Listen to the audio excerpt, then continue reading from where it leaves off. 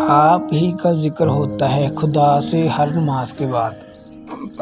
نماز میں دعا اور محبت میں وفا بہت ضروری ہے، اور میری زندگی کا تجھ سے زیادہ خوبصورت حصہ ہے ہی نہیں۔ محبت تو بس ایک احساس ہے، جس سے ہو جائے وہی خاص ہے۔ دوری بالکل معنی نہیں رکھتی جب دو دل ایک دوسرے کے لیے وفادار ہوں۔